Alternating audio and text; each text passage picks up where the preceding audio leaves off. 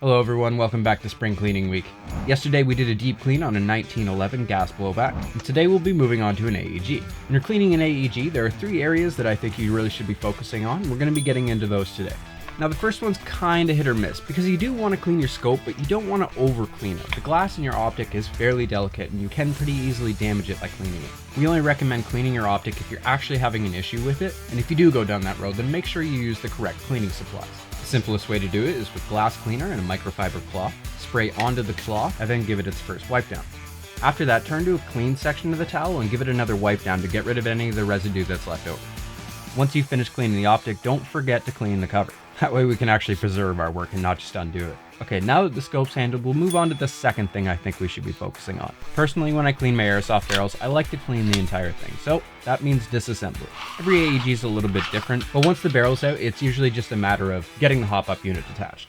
I imagine you'd have to work pretty hard at it, but I have heard that it's possible to damage your hop-up unit if it's still installed while you're trying to clean the barrel.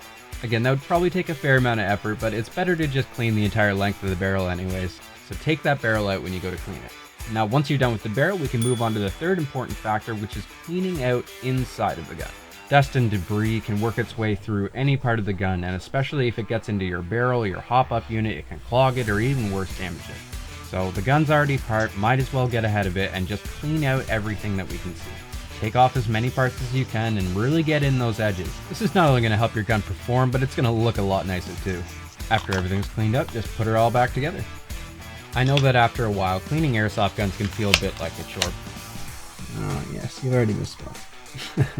I'm gonna be here all day. But there is something that you can do to make it feel a bit more rewarding and make sure that you're actually taking care of your guns properly. So in our next video for Spring Cleaning Week, what we're going to be doing is going from a basic cleaning to an inspection. Thanks so much for watching today. We'll see you in the next lesson. Class is dismissed.